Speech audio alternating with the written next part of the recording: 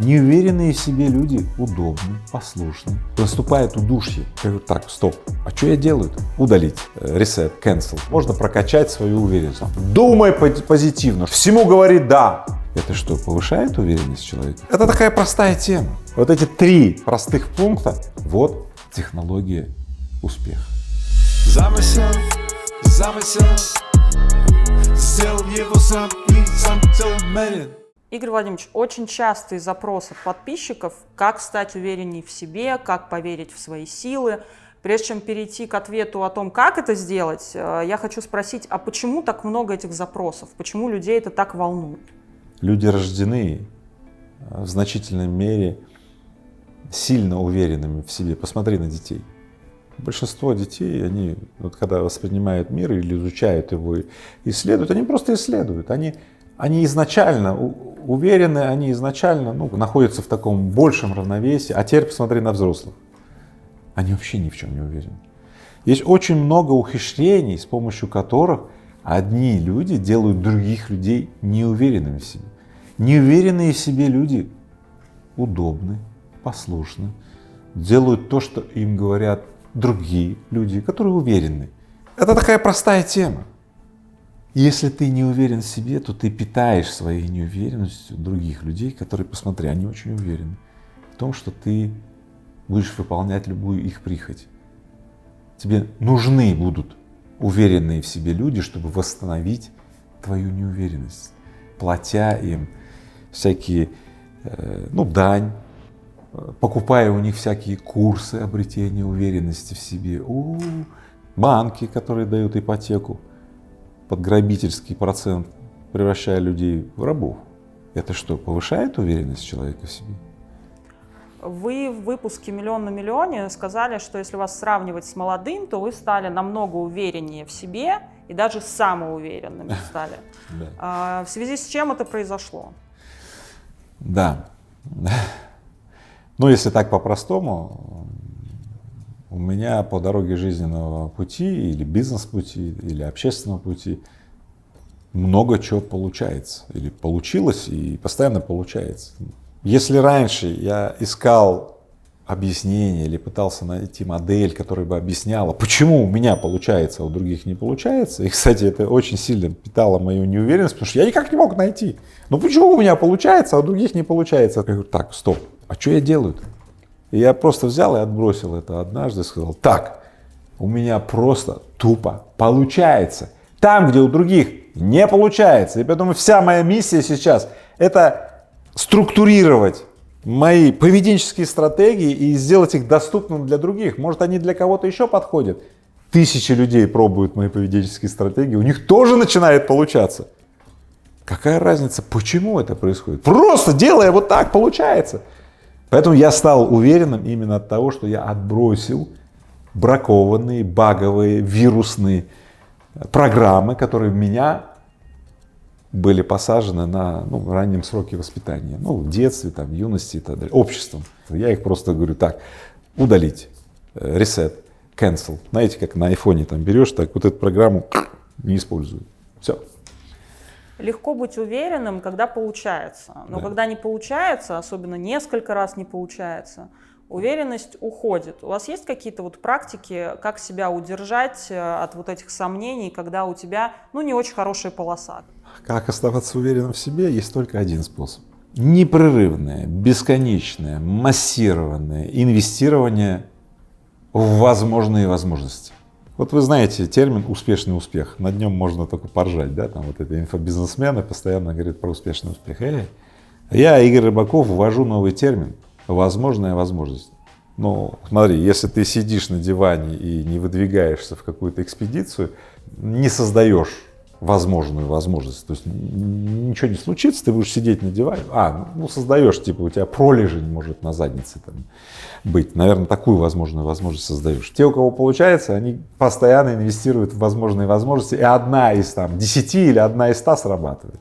Они эту, ту, которая срабатывала, оставляют, а другие говорят, так, давай, до свидания.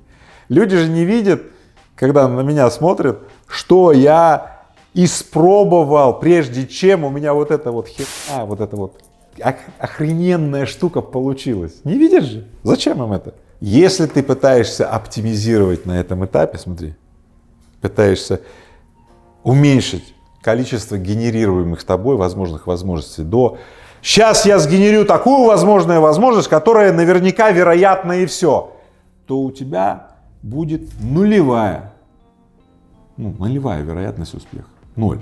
Оставление себе того, что сработало, а все, что не сработало, давай до свидания. Вот технология успеха.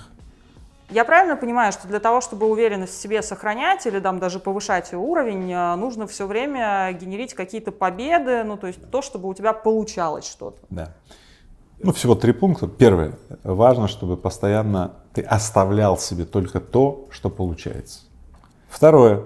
Важно, чтобы ты выбрасывал своевременно, отказывался, выбрасывался, уходил. Проходи, давай, до свидания от того, что не получается. Ну и третье. Когда случилась какая-то ошибка, это просто ответ на вопрос, что это как раз то, что не получается, и надо это отбросить. И относиться к ошибкам исключительно как бриллиант. Вот и все. Вот эти 3 простых пункта открывают дорогу в жизни. Отсутствие этих 3 пунктов в жизни человека лишает человека воздуха, наступает удушье. И если ты сейчас чувствуешь это удушье, тебе не нравится, что с тобой происходит, вот сейчас отмотай назад это видео и применяй вот эти 3 простых правила.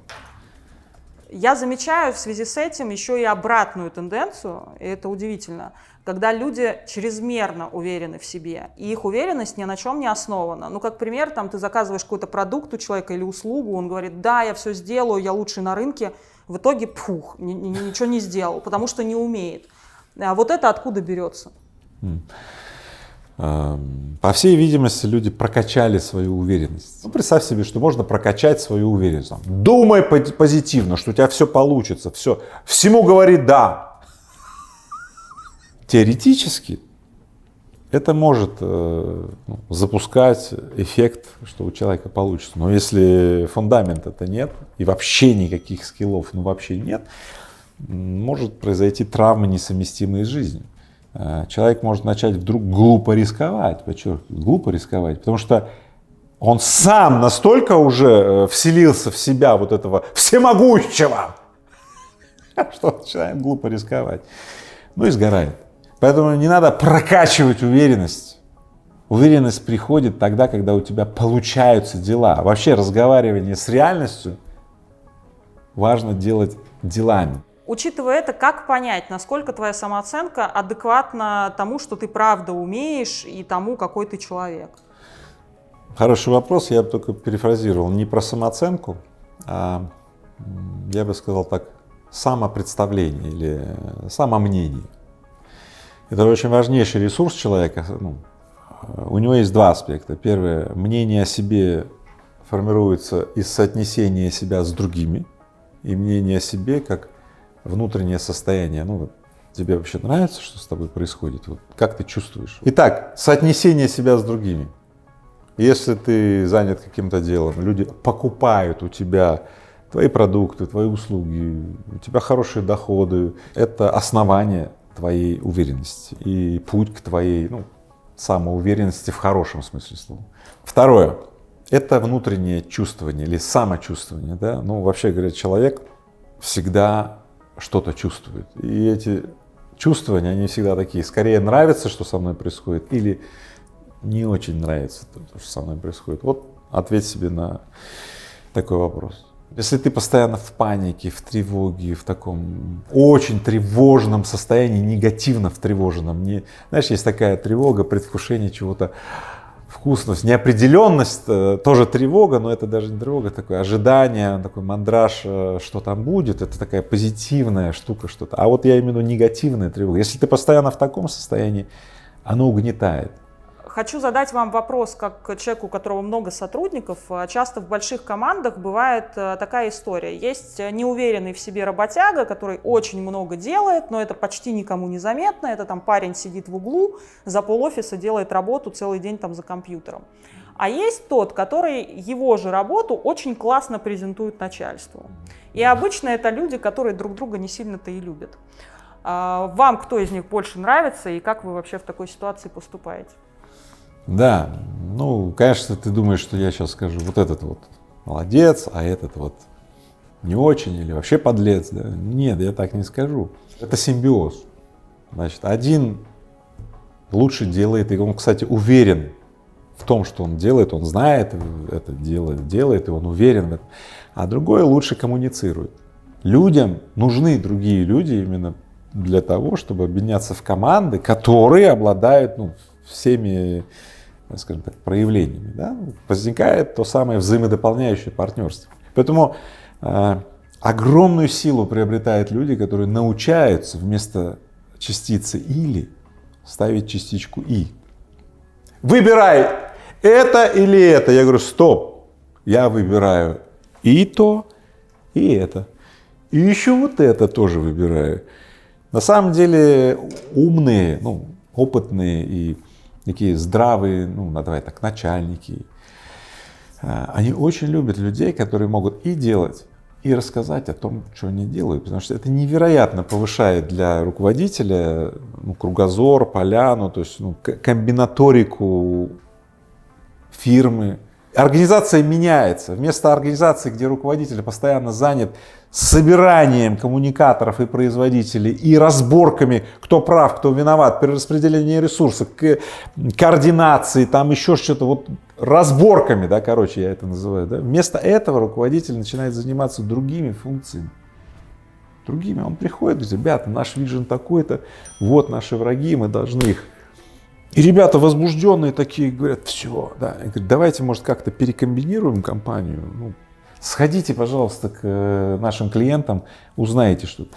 Невероятные вещи случаются, когда тот, кто делает, он первый раз вышел к кастомерам, ну, потребителям, и вдруг столкнулся с теми, кто потребляет этот продукт. Это невероятно расширяет его кругозор. А те, кто постоянно коммуницирует, они сходили в производственные цеха и увидели, как это все делается, сколько это работы, они хоть поняли, с чего это состоит, то, что они там продают или так далее. Я задействую такие элементы, я даже иногда не знаю, чего они принесут, вот такие, ну, комбинации, но поверь мне, многое то, что я не знал, но то, что потом открыло мне невероятные вот эти окна и двери успеха, оно произошло не потому, что я знал, а потому, что я пошел, и дверь открылась. Мой замысел, это есть замысел, я имею замысел, это мой замысел, это мой замысел, верен мой замысел, мой хайвей, это замысел.